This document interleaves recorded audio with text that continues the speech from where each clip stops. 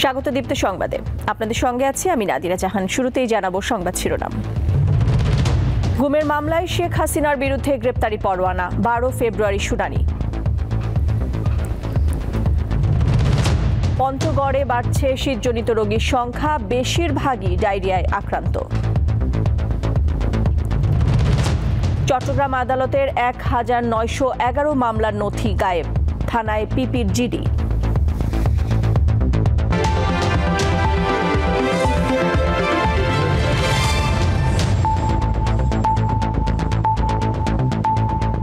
শিরোনাম শুনছিলেন, এবার পুরো খবর।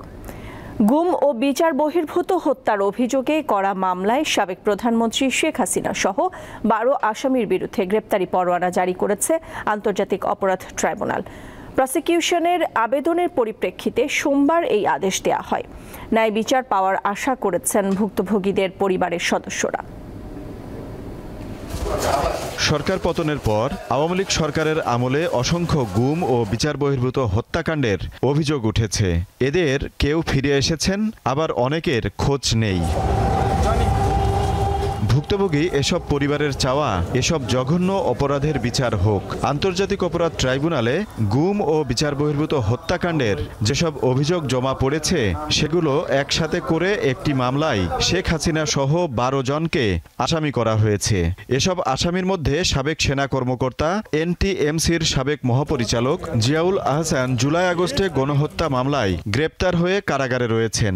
শেখ হাসিনা ভারতে পলাতক। এছাড়া শেখ হাসিনার নিরাপত্তা উপদেষ্টা তারিক আহমেদ সিদ্দিকী ও সাবেক আইজিপি বেনজির আহমেদকে এই মামলায় আসামি করা হয়েছে। বাকিদের নাম প্রকাশ করা হয়নি পালিয়ে যাওয়ার আশঙ্কায়। স্বজনরা জানেন না তাদের প্রিয়জন জীবিত আছেন না মারা গেছেন, মারা গেলে কবে মারা গিয়েছেন, কোথায় তার কবর হয়েছে কিছু জানে না। এই যে ভয়াবহ সংস্কৃতি চালু করা হয়েছিল, এর একটা নিষ্পত্তি হতে হবে বাংলাদেশে, এবং নিষ্পত্তির সবচাইতে ভালো উপায় হচ্ছে একটা সঠিক, সুষ্ঠু, নিরপেক্ষ ন্যায় বিচার। মোট 12 জনের বিরুদ্ধে আজকে আমরা গ্রেপ্তারি পরোয়ানা জারির জন্য আবেদন জানিয়েছিলাম। আদালত সেই গ্রেপ্তারি পরোয়ানা জারি করেছেন। ভুক্তভোগীদের স্বজনরা বলছেন, সুষ্ঠু বিচারের মাধ্যমে প্রকৃত অপরাধীদের দৃষ্টান্তমূলক শাস্তি চান তারা। 22 সালে যখন বলা হলো আমি গুম হয়েছি পুলিশের কাছে, তার একদিন পরেই আন্তর্জাতিক টিমে আসলেন, ওখানে উনি বললেন আমি স্বেচ্ছায় গুম হয়েছি। পুরা মেকানিজমটাই ছিল দুর্বৃত্তি ভরা। আগামী 12 ফেব্রুয়ারি মামলার পরবর্তী তারিখ ঠিক করেছে আদালত। আজিজুল ইসলাম, দীপ্ত সংবাদ, ঢাকা। উন্নত চিকিৎসার জন্য বিএনপির চেয়ারপারসন খালেদা জিয়া আগামীকাল লন্ডন যাচ্ছেন। দুপুরে রাজধানীর গুলশান কার্যালয়ে ব্রিফিংয়ে বিএনপির নেতারা জানান, সবকিছু ঠিক থাকলে মঙ্গলবার রাত 10টায় কাতারের আমিরের পাঠানো বিশেষ এয়ার অ্যাম্বুলেন্সে করে তিনি ঢাকা ছাড়বেন। যুক্তরাজ্যে পৌঁছানোর পর সরাসরি তাকে লন্ডন ক্লিনিকে ভর্তি করা হবে।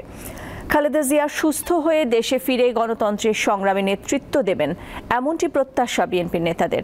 3 বারের সাবেক প্রধানমন্ত্রী খালেদা জিয়া দীর্ঘদিন থেকে liver cirrhosis, kidney, heart, diabetes ও আর্থ্রাইটিস সহ নানা শারীরিক অসুস্থতায় ভুগছেন। 7 জানুয়ারি ইনশাল্লাহ রাত 10টায় কাতার আমিরাতসের আমিরের স্পেশাল এয়ার অ্যাম্বুলেন্সে উনি ইনশাল্লাহ ঢাকা এয়ারপোর্ট থেকে ঢাকা, দোহা, লন্ডন, হিথ্রো এই ফ্লাইট ইনশাল্লাহ উনি যাবেন। লন্ডন ক্লিনিক বলে একটা অনেক পুরনো হসপিটাল আছে, এবং সেই হসপিটালে, এটাও এনএইচএসের অধীনই একটা হসপিটাল, ওখানে ওনাকে ভর্তি করা হবে। উনি এয়ারপোর্ট থেকে সরাসরি ওখানে যাবেন। চিকিৎসকদের ওখানে ওনাকে পরীক্ষা নিরীক্ষা করবেন। তার পরবর্তীতে ওনাদের পরামর্শক্রমে পরবর্তী সিদ্ধান্ত গ্রহণ করা হবে। পাসপোর্ট করার ক্ষেত্রে পুলিশ ভেরিফিকেশন বাতিলের বিষয়টি এখনও চূড়ান্ত হয়নি বলে জানিয়েছেন স্বরাষ্ট্র উপদেষ্টা জাহাঙ্গীর আলম চৌধুরী। সোমবার রাজধানীর রমনায় ডিবি কার্যালয় পরিদর্শন শেষে তিনি আরও বলেন, ডিবিতে আয়নাঘর ও ভাতের হোটেল থাকবে না। সোমবার সকালে রাজধানীর আগারগাঁওয়ে পাসপোর্ট অধিদপ্তর পরিদর্শন করেন স্বরাষ্ট্র উপদেষ্টা জাহাঙ্গীর আলম চৌধুরী। পাসপোর্ট অধিদপ্তরের কর্মকর্তাদের সঙ্গে মতবিনিময় করেন তিনি। পরে সাংবাদিকদের জানান, বিদেশি নাগরিকদের মধ্যে যাদের ভিসার মেয়াদ শেষ হয়েছে তারা 31 জানুয়ারির মধ্যে নতুন ভিসা না নিলে আইনগত ব্যবস্থা নেওয়া হবে। পাসপোর্ট বিভাগে দুর্নীতি জিরো লেভেলে নামিয়ে আনার কথা উল্লেখ করে স্বরাষ্ট্র উপদেষ্টা জানান, চলতি বছরের 31 ডিসেম্বরের মধ্যেই ইলেকট্রনিক পাসপোর্ট সম্পন্ন করা হবে। আমাদের দেশে তারা থাকতেছে এবং চাকরি বাকরি করতেছে। 31শে জানুয়ারির ভিতরে তাদের এই যে সিস্টেম যেটা ভিসা নেওয়ার নিতে হবে, শুধু তাদের না, তাদের প্রতিষ্ঠানও তা না হলে 31শে পরে জানুয়ারির পরে তাদের আমরা আইনগত ব্যবস্থা নেব। আর এখনও যারা ধরেন যে যারা ভিসা ব্যতীত যারা আছে, তারা যদি ধরা পড়ে তারা আমরা বিদেশে পাঠাই দিই। এরপর রমনায় ডিবি কার্যালয় পরিদর্শন করেন স্বরাষ্ট্র উপদেষ্টা। এ সময় ব্রিফিংয়ে তিনি বলেন, ডিবিতে আয়নাঘর ও ভাতের হোটেল বলতে কিছু থাকবে না। এখন থেকে সাদা পোশাকে কাউকে গ্রেপ্তার করা হবে না। আয়নাঘর বলতে কোনো কিছু থাকবে না, এখানে কোনো ভাতের হোটেলও থাকবে না।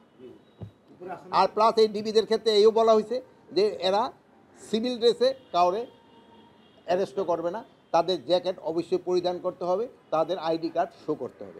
তা আপনার আইনের বাইরে তারা কোনো কাজ করে, আমি বলছি যে আইনের বাইরে যদি আমিও কোনো আদেশ করি তারা যেন করে না। মিয়ানমার প্রসঙ্গে বলেন, দেশের সীমান্ত নিয়ন্ত্রণে আছে। আরাকান আর্মি ও মিয়ানমার সরকার দুই গ্রুপের সাথে নিয়মিত যোগাযোগ রাখছে বাংলাদেশ। আমাদের এই বর্ডার বেল্টের অপোজিটে যে মিয়ানমারের যে অংশ, এটা পুরাটা হলো আরাকান আর্মির দখলে চলে গেছে। আর মিয়ানমার সরকার কিন্তু এখানে তাদের কোনো আইন শৃঙ্খলা বা কোনো কিছুই নাই। বাট আমরা দুজনের সাথে যোগাযোগ রাখছি যে আমাদের বর্ডার যেন শান্ত থাকে এবং আমাদের যেন কোনো রকমের কোনো অসুবিধা হয় না, এই ব্যাপারে আমরা পুরাটা সজাগ আছি এবং বর্ডার কিন্তু পুরা আমাদের নিয়ন্ত্রণে আছে। স্বরাষ্ট্র উপদেষ্টা জানান, আইন শৃঙ্খলা পরিস্থিতি আগের চেয়ে কিছুটা ভালো। ছিনতাইয়ের ঘটনা বেড়েছে স্বীকার করে তিনি বলেন, আইন শৃঙ্খলা বাহিনীর সদস্যরা পরিস্থিতি স্বাভাবিক করার চেষ্টা করছে। আমি অস্বীকার করব না, কিন্তু ধরা হচ্ছে। দিলশা দানি, দীপ্ত সংবাদ, ঢাকা। পঞ্চগড়ে বেড়েছে শীতজনিত রোগীর সংখ্যা। এর বেশিরভাগই ডায়রিয়ায় আক্রান্ত। শনিবার ডায়রিয়ায় আক্রান্ত হয়ে মারা গেছে এক শিশু। সপ্তাহ জুড়েই জেলায় 8 থেকে 10 ডিগ্রি সেলসিয়াসে ওঠানামা করেছে তাপমাত্রা। এতে বাড়ছে ঠান্ডাজনিত রোগের প্রকোপ। পঞ্চগড় সদর আধুনিক হাসপাতাল কর্তৃপক্ষ জানিয়েছে, প্রতিদিনই 300-রও বেশি রোগী ঠান্ডাজনিত রোগে আক্রান্ত হয়ে হাসপাতালে চিকিৎসা নিচ্ছেন। এদিকে তীব্র ঠান্ডার কারণে জেলায় বেড়েছে ডায়রিয়া, সর্দি কাশি, জ্বর, নিউমোনিয়া, শ্বাসকষ্ট সহ ঠান্ডাজনিত রোগে আক্রান্তের সংখ্যা। আক্রান্তদের অধিকাংশই শিশু। গত এক সপ্তাহে পঞ্চগড় আধুনিক হাসপাতালে ডায়রিয়ায় আক্রান্ত হয়ে 392 শিশু ভর্তি হয়েছে। আর বাচ্চারা কদিন থেকে ডায়রিয়া, প্রায় 4-5 দিন থেকে রাতে একবার 2বার বমি করছিল, একবার পায়খানা, জ্বরটা কমে না। কালকে থেকে বাচ্চাটা ডায়রিয়া, আজকে হাসপাতালে ভর্তি করছে। আমরা বেড দিতে পারি না, অনেক সময় নিচে ফ্লোরেও রোগী দিতে হয়। কোনো কারণে বাচ্চার শরীর যদি নেতায় পড়ে, বাচ্চার প্রস্রাব যদি একটানা 12 ঘন্টা বন্ধ থাকে বা বাচ্চা যদি কোনোভাবে স্যালাইন না খায়, তাহলে দ্রুততার সাথে শিশুর বহির্বিভাগের পাশাপাশি জরুরি বিভাগে যোগাযোগ করবেন। এবার KY স্টিল চট্টগ্রাম সংবাদ।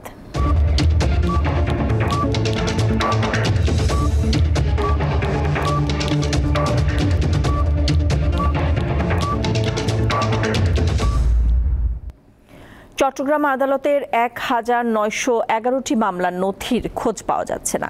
নথিগুলো হত্যা, মাদক, চোরাচালান ও বিস্ফোরণ সহ বিভিন্ন মামলার। এসব নথি বিচারিক কাজের জন্য গুরুত্বপূর্ণ বলে জানিয়েছেন আইনজীবীরা। কারণ নথি না থাকলে অপরাধ প্রমাণ করা কঠিন হবে। নথিগুলোর খোঁজ না পাওয়ায় রোববার নগরের কোতোয়ালি থানায় সাধারণ ডায়েরি করেন চট্টগ্রাম মহানগর দায়রা জজ আদালতের সরকারি কৌঁসুলি মফিজুল হক ভূঁইয়া। জিডিতে বলা হয়, চট্টগ্রাম মহানগর পিপি কার্যালয়ে 28 থেকে 30টি আদালতের কেস ডকেট রক্ষিত ছিল। পিপি কার্যালয়ে স্থান স্বল্পতার কারণে 2023 সালের 24 এপ্রিল থেকে পিপি কার্যালয়ের সামনের বারান্দায় প্লাস্টিকের বস্তায় 1911টি মামলার কেস ডকেট পলিথিনে মোড়ানো অবস্থায় রাখা ছিল। কিন্তু আদালতের অবকাশকালীন ছুটির সময় অফিস বন্ধ থাকায় গত 13 থেকে 31 ডিসেম্বরের মধ্যে নথিগুলো হারিয়ে যায়। চট্টগ্রাম মহানগরীর কোতোয়ালি থানার সাবেক ভারপ্রাপ্ত কর্মকর্তা নিজাম উদ্দিনের উপর হামলার ঘটনা ঘটেছে।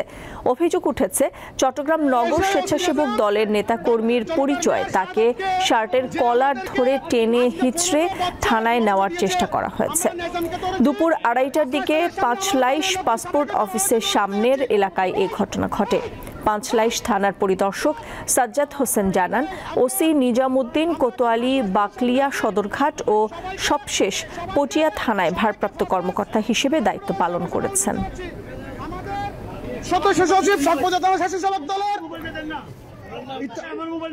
নারায়ণগঞ্জের রূপগঞ্জের পূর্বাচল উপশহরের 5 নম্বর সেক্টর থেকে অজ্ঞাত এক নারীর গলাকাটা মরদেহ উদ্ধার করেছে পুলিশ। নারায়ণগঞ্জের সহকারী পুলিশ সুপার মেহেদি ইসলাম জানান, সকালে গুতিয়াব প্রাথমিক বিদ্যালয়ের পাশের সড়কে অজ্ঞাত এক নারীর মরদেহ দেখতে পেয়ে পুলিশকে খবর দেয় স্থানীয়রা। পরে পুলিশ ঘটনাস্থলে পৌঁছে মরদেহ উদ্ধার করে। ঘটনাস্থল থেকে উদ্ধার করা হয়েছে হত্যার কাজে ব্যবহৃত ধারালো ছুরি। মরদেহটি ময়নাতদন্তের জন্য নারায়ণগঞ্জ সদর হাসপাতালের মর্গে পাঠানো হয়েছে। লক্ষ্মীপুরের রায়পুরের কাঞ্চনপুরে অটো রিকশার ব্যাটারি চুরির অভিযোগে আবুল কালাম নামে এক ব্যক্তিকে পিটিয়ে হত্যা করেছে সন্ত্রাসীরা। শুক্রবার রাতে রায়পুরের কাঞ্চনপুর এলাকা থেকে মাসুদ আলমের অটোরিকশার ব্যাটারি চুরি হয়।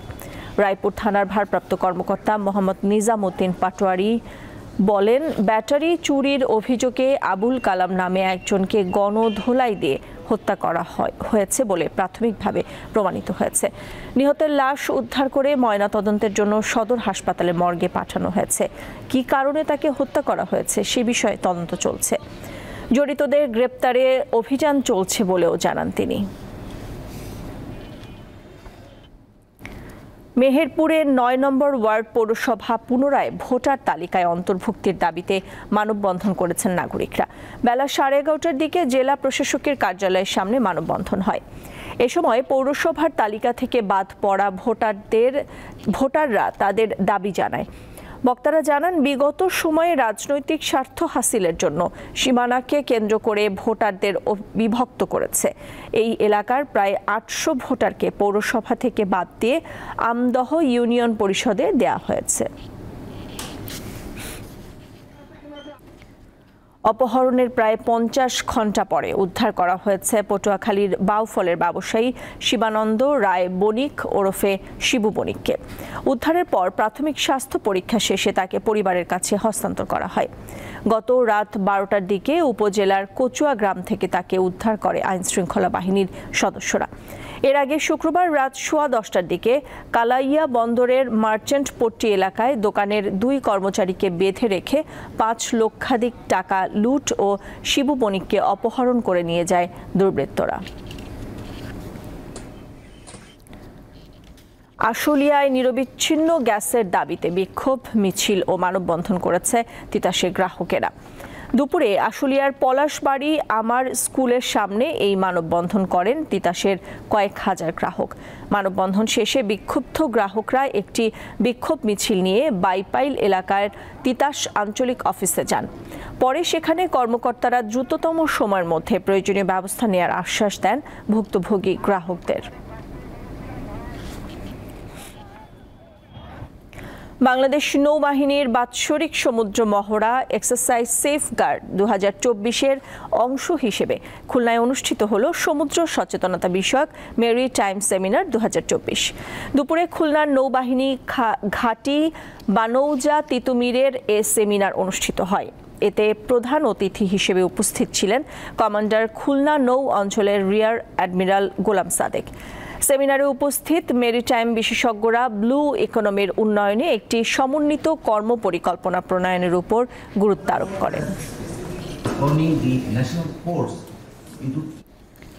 দেশের খ্যাতিমান অভিনেতা প্রবীর মিত্র মারা গেছেন।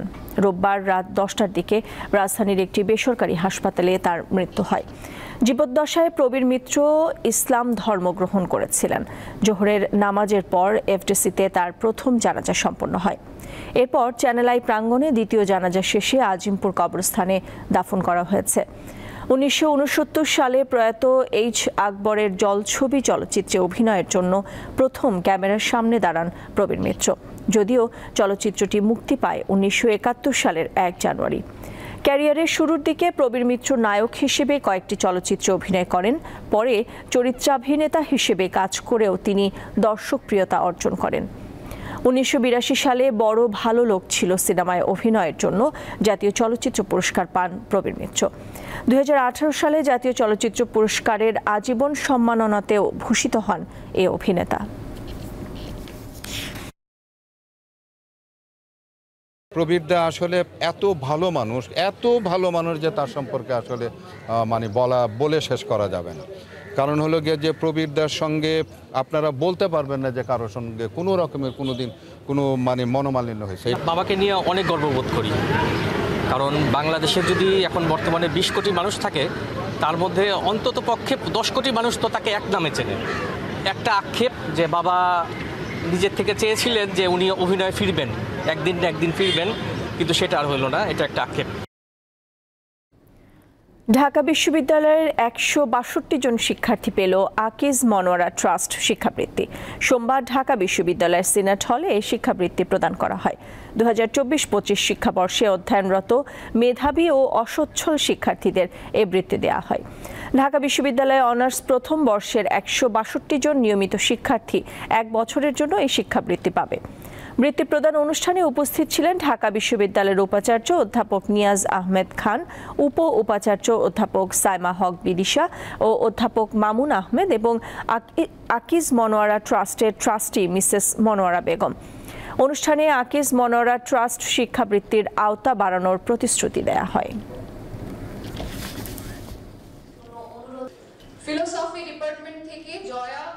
যুদ্ধবিরতি নিয়ে আলোচনার মধ্যেও ইসরায়েলি হামলায় গাজায় আরও অন্তত 88 ফিলিস্তিনি নিহত হয়েছেন। স্থানীয় সময় রোববার রাফা, নাবলুস ও দেইর আল বালাহ এলাকায় এই হামলা চালায় ইসরায়েলি বাহিনী। এমনকি নাবলুসের সব দোকানপাট বন্ধ করে দিয়ে সামরিক চেক পয়েন্ট বসিয়েছে তারা। ইসরায়েলের সামরিক বাহিনী জানিয়েছে গাজার উত্তরাঞ্চলে এক সংঘর্ষে প্যালেস্টাইনিয়ান ইসলামিক জিহাদের এক কমান্ডার মারা গেছেন। এদিকে জিম্মিদের ফিরিয়ে আনার বিষয়ে হামাসের সঙ্গে কাতারের দোহায় আলোচনা শুরু হয়েছে বলে জানিয়েছেন ইসরায়েলের প্রতিরক্ষা মন্ত্রী। সম্ভাব্য যুদ্ধবিরতি চুক্তি বিনিময়ে 34 জিম্মিকে মুক্তি দিতে তালিকা অনুমোদন করেছে হামাস। ইউক্রেনে ফের বড় পরিসরে হামলা চালিয়েছে রাশিয়া। ইউক্রেনের প্রেসিডেন্ট ভলোদিমির জেলনস্কি জানান, স্থানীয় সময় রোববার রাতে ইরানের নির্মিত 103টি মিসাইল দিয়ে এ হামলা চালানো হয়। বিপরীতে রাশিয়ার ভূখণ্ডে হামলা চালাতে ইউক্রেনের পাঠানো 66টি ড্রোন ধ্বংসের দাবি করেছে মস্কো। এসব হামলায় হতাহতের তথ্য পাওয়া যায়নি এখনো।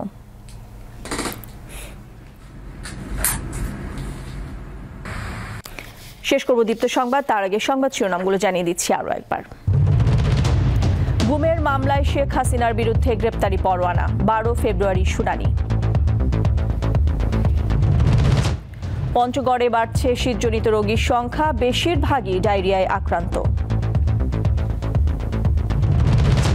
এবং চট্টগ্রাম আদালতের 1911 মামলার নথি গায়েব, থানায় পিপির জিডি।